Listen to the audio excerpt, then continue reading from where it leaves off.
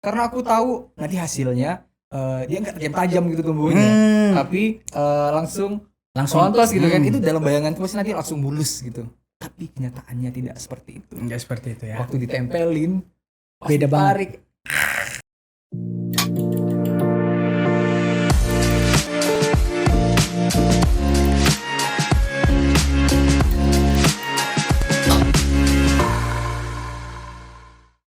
Hai, what's up y'all? Kenalin, aku Robi Gilbert Tampu Bolon. Apa kabar kalian semua? Semoga kalian selalu dalam keadaan yang sehat selalu ya.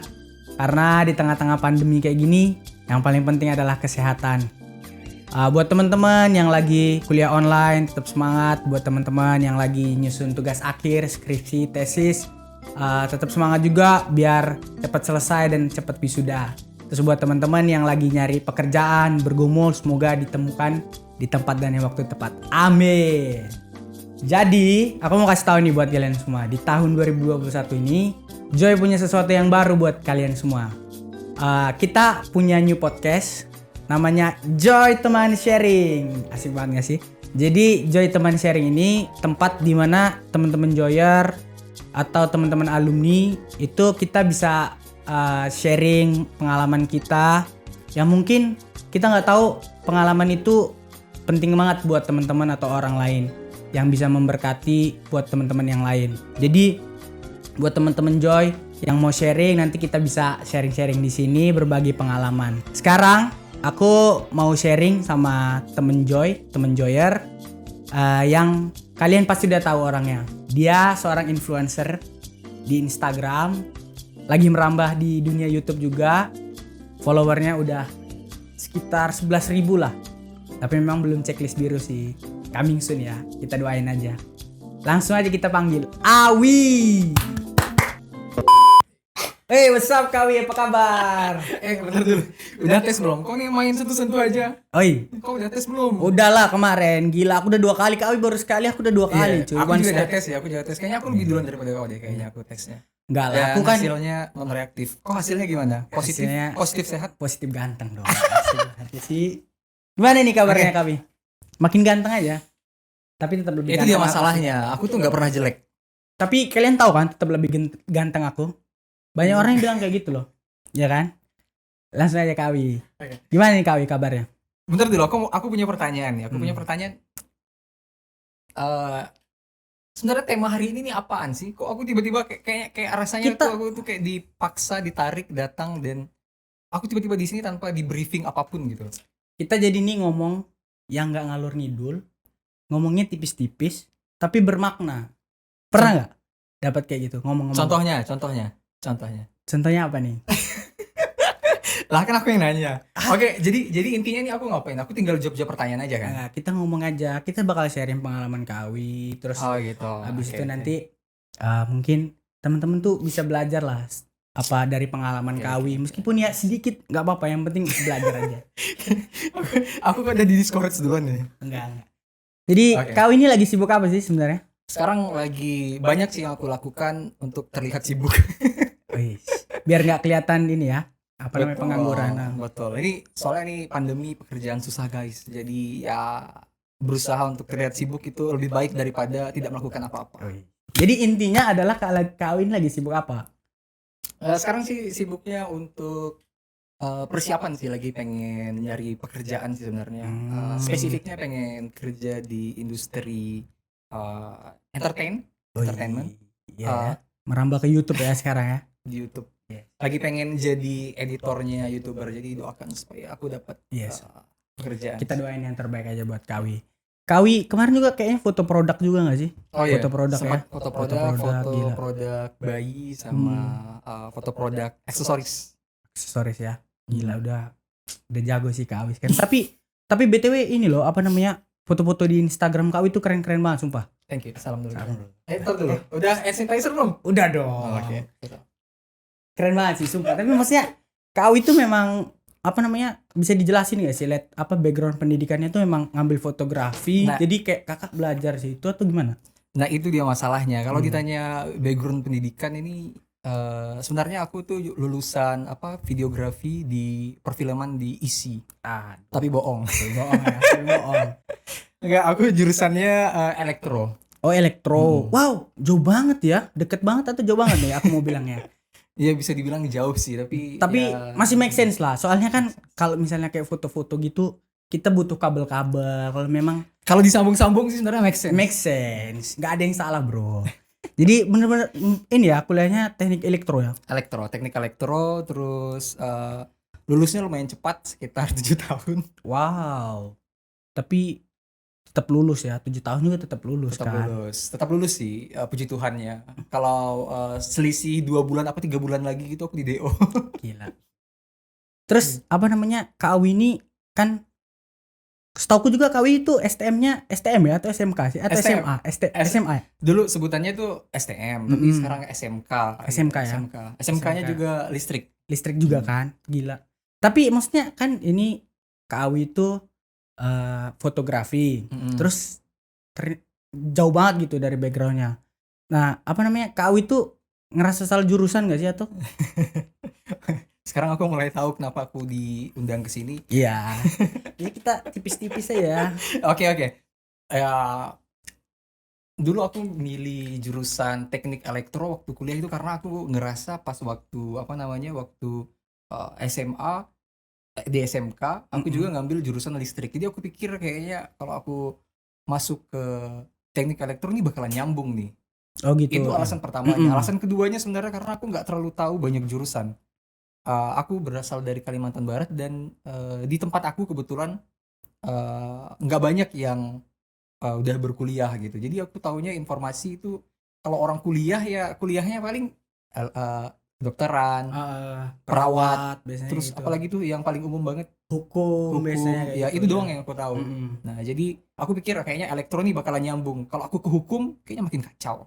Jadi kayak cuma kayak lebih banyak apa namanya pilih apa orang-orang yang ambil gitu ya. Iya. Jadinya iya. aku mikir kayaknya kalau aku ke hukum dari listrik kayaknya bakalan jauh banget gitu. Jadi kayaknya lebih dekat kalau aku ke teknik elektro. Tapi kenyataan tidak begitu. Terus kan kakak kayak jauh nih keluarnya. Terus kakak kayak ngerasa salah jurusan. Banget. Salah Aku ngerasa salah jurusan banget. Salah jurusan banget ya. Kenyataannya itu di sekitar semester 3 aku baru sadar ternyata tuh jurusan tuh banyak gitu loh. Iya. Nggak cuman teknik elektro, industri, ternyata ada jurusan-jurusan yang lain. Iya Gitu sih. aku baru tahu kenyataannya itu agak terlambat sebenarnya. Jadi balik lagi nih. Jadi Kak Awi itu apa namanya? Kapan gitu kayak ngerasa kayaknya aku ini salah jurusan nih. Kayaknya itu iya. Sadarnya Kapan itu sekitar semester 3. Jadi itu semester 3 itu berarti udah 1 tahunan lebih gitu ya. Kira-kira 1 tahunan lebih baru sadar bahwa kayaknya aku nggak di sini deh. Aku kayaknya harus ke tempat lain. Tapi waktu itu terbentur dengan kenyataan bahwa aku nggak ada uang. Oh gitu. Aku bukan dari keluarga yang punya banyak uang Iya, juga. Jadi benar-benar. kayak ada nabrak gitu loh. Kayak pling, gitu. Jadi nabrak nggak antara- sesuai ini ya iya. keinginan ekspektasi ya. antara perasaan di dalam diriku bahwa ini kayaknya bukan tempat aku deh. Ini bukan jurusan aku. Kayaknya aku bukan di jurusan ini.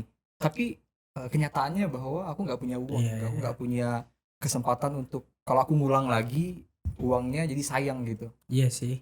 Tapi banyak kan yang kayak ngerasa salah jurusan gitu terus mereka tuh kayak pingin pindah. Tapi ya kita harus sadar juga ada konsekuensi yang harus di apa ya? Betul. Iya benar-benar. Ada konsekuensi yang harus di apa namanya? diambil gitu ketika kita untuk mengambil keputusan untuk pindah Betul. jurusan kan. Banget. Iya kan? Karena ya nggak apa-apa sih pindah jurusan, tapi kita harus benar-benar yakin dulu kalau menurutku kayak apakah kita itu kayak udah bener-bener yakin bahwa aku ini salah jurusan. Kadang gini loh Kak Wimusnya, kadang tuh yang aku sadarin ya, dia itu orang-orang ngerasa salah jurusan itu karena dia sebenarnya belum explore jurusan yang dia punya itu sekarang yang dia ambil, atau kadang-kadang ada orang-orang yang gini, tapi mentok gitu ya. iya, enggak, dia kayak ada juga yang kayak gini, dia itu lagi punya masalah nih sama di society di kampusnya, dia nggak punya teman atau dia lagi ada mata kuliah tertentu yang nilainya jelek gitu, jadi dia kecil hati gitu. Jadi sebenarnya menurutku nggak bisa diputuskan kayak aku langsung salah jurusan gitu. Jadi kayak kita harus lihat dulu apakah kamu tuh benar-benar salah jurusan atau kamu hanya sekedar yang ada masalah di kampus terus nggak punya Iya, teman. betul. Jadi dia ngerasa salah jurusan. Jadi menurut kau kayak mana gitu? Ada. Ya aku setuju. Terus terang sih ini mengingatkan aku dengan suatu momen ketika aku Asik. penasaran banget pengen waxing. Wow. Jadi Coba aku, kenal. jadi aku coba waxing kan. Aku coba waxing nih bulu ketek. Biasanya kan aku cukur. Tapi aku waxing. Aku minta tolong waxing. Terus kayak excited banget untuk untuk waxing karena aku tahu nanti hasilnya dia nggak tajam gitu tumbuhnya. Tapi langsung ontos gitu kan. Itu dalam bayanganku pasti nanti langsung mulus gitu. Tapi kenyataannya tidak seperti itu. Enggak seperti itu ya. Waktu ditempelin Beda banget. Beda banget gitu ya. Itu salah satu hal yang paling aku sesali di dalam hidupku. Enggak, tapi korelasinya gini. Kita cenderung untuk aku nggak bisa ngomong mewakili banyak orang ya, tapi aku ngomong di diriku sendiri sih. Kita cenderung bersemangat untuk memulai sesuatu, tapi ketika ada masalah kayak di satu titik, kayak contohnya aku waxing nih, pas sakit kayak aku pengen banget udah deh kayak stop deh, kayak udah kita satu aja cabut udah nih, nggak usah. Iya. Tapi aku mau ngomong kayak aku punya kecenderungan untuk memulai sesuatu dengan bersemangat, tapi pas untuk mengakhirinya itu kayak kehilangan energinya. Iya, jadi kayak karena ketika mentok kena satu momen pas nggak enaknya, langsung kayak rasa kayaknya aku nyerah, kayaknya aku bukan di sini deh. Iya. Jadi itu yang penting, menurutku itu yang paling penting sebelum ketika memutuskan, ketika memikirkan untuk untuk pindah jurusan, kayaknya perlu banget untuk ngelihat ini kamu mentok, kamu sedang apa sih sebutannya burnout karena kamu mentok nabrak atau karena memang belum gali lagi explore yang tadi jadi, itu.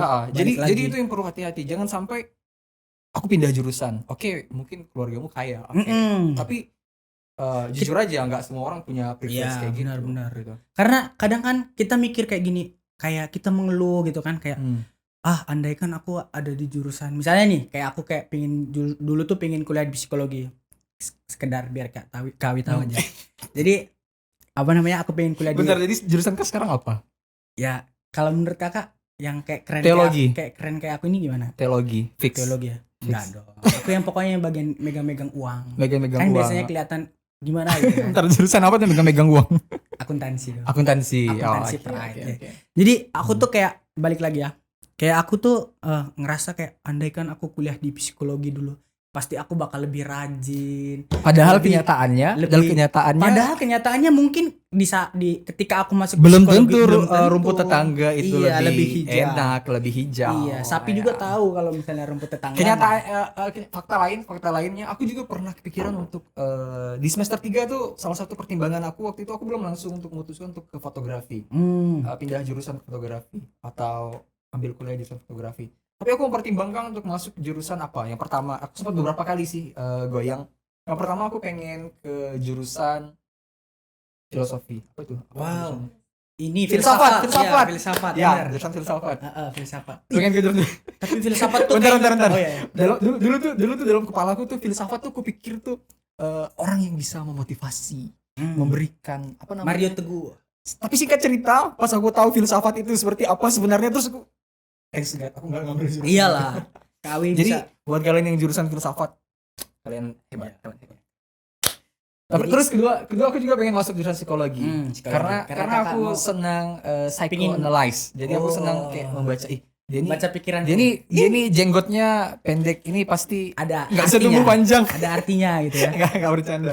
Nggak, tapi aku sempat memikirkan untuk masuk ke psikologi. Tapi sebenarnya ketika aku di satu titik aku udah kayaknya aku berhenti aja di elektro. Aku nekat gimana kita cari uang untuk bisa pindah ke psikologi.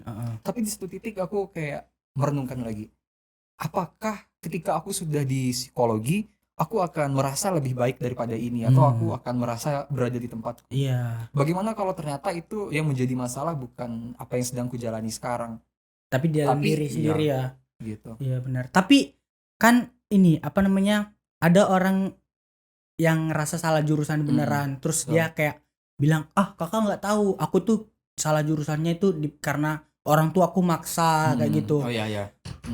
Jadi menurut kakak gimana tuh kalau kayak misalnya ada yang menganggap nih orang tuanya itu maksain banget buat kita ambil jurusan ini karena orang tuanya itu tahu ini yang terbaik buat kamu. Nah, itu menurut kakak gimana? Kalau pendapat aku pribadi sih ya aku pernah punya pertanyaan ini juga di dalam satu percakapan diskusi dengan temanku, dan yang kami dapatkan adalah sebenarnya kita bisa Nego. misalnya kalau aku pribadi, aku kan nggak bisa ngomong mewakili orang lain. Tapi kalau misalnya nih orang tua aku menuntutku untuk kamu harus jurusan ini, jurusan itu, jurusan ini, jurusan itu. Sebenarnya bisa dilihat motivasinya mereka untuk bilang jurusan itu karena apa. Dari situ bisa kita sesuaikan dengan kemampuannya kita. Tapi aku nggak, maksudnya gini poinnya. Misalnya orang tua aku suruh aku masuk ke kedokteran. Aku nggak mau nih masuk kedokteran. Iya, karena kakak nggak tahu nggak Tapi sanggup. tapi sebenarnya bisa dilihat dari motivasinya. Misalnya gini, mungkin orang tuanya dulu punya cita-cita untuk menjadi kedokteran, kan bisa dibicarakan gitu, Pak. Iya, Saya benar-benar. passionnya ini, saya hobinya ini, saya pengennya masuk ini gitu. Iya, jadi kayak lebih ke masalah komunikasi. Komunikasi, ya. Iya, betul. jadi seolah-olah kita tuh kayak kita riset dulu, ya kan, riset Betul. jurusan apa yang terbaik buat kita, terus kita komunikasiin, kayak kita presentasiin gitu ke mereka. Ini loh, Betul. gini gitu kan. Ya, Kalau menurutku itu bakal kayak ngebantu nggak sih? Kayak betul. Gak mungkin mereka kayak enggak gitu. Karena Pasti pada dasarnya ada ya, terbuka juga. Karena pada dasarnya orang tua pengen yang terbaik buat anak-anaknya. Iya, kan? benar. Jadi kalau anaknya pasif mungkin ya. kalau anaknya pasif ya mungkin orang tuanya akan bertindak sendiri gitu. mungkin. Iya. Ya, tapi bisa jadi kalau teman-teman mungkin ada yang dihadapkan dengan situasi seperti itu, menurut aku coba komunikasikan. Kalau memang nggak bisa komunikasikan, coba teman-teman beri semacam pilihan gitu, kayak Pak, aku punya passion ini, aku punya hobi ini, aku punya cita-cita menjadi ini. Jadi dari semuanya ini nggak ada yang sesuai dengan yang Papa mau. Bolehkah aku mengikuti passionku atau aku mengikuti cita-citaku? Aku rasa dengan komunikasi walau bagaimanapun pasti ada satu titik di mana kita bisa diberi kebebasan untuk mengambil pilihan kita sendiri, gitu sih menurutku. Benar-benar.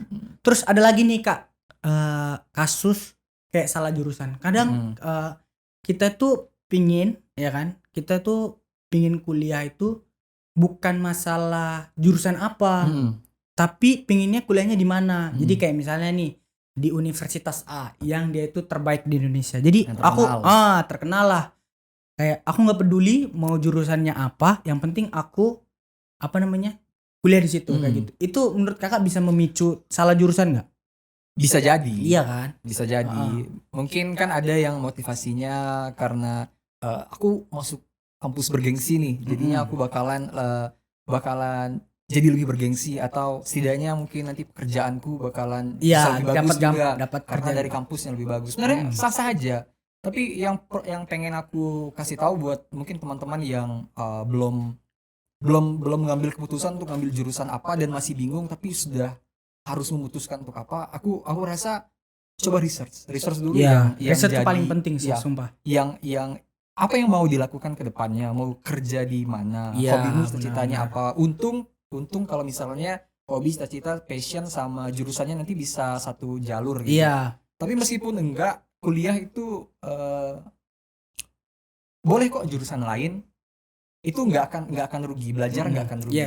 Di satu titik akan ada yang bisa diambil dari perkuliahan itu. Aku ngerasa gitu sih. Jadi kayak jangan terlalu bagaimana ya, kayak memaksakan untuk di harus tempat di sini tertentu atau ini tertentu. Tapi penting juga kalau emang bisa dan kalian punya kesempatan dan punya privilege untuk itu. Aku ngerasa gitu sih. Iya benar.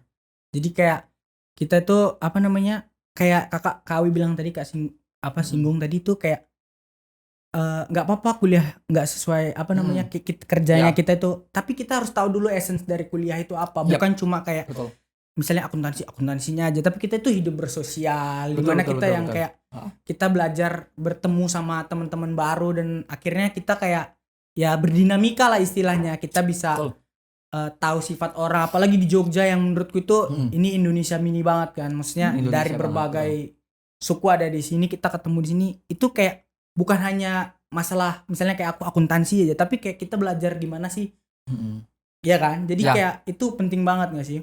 Penting kan? Berarti ada tempat lain, destiny. Iya, tempat lain kayak this is not my place, but I believe that someday I will find that place.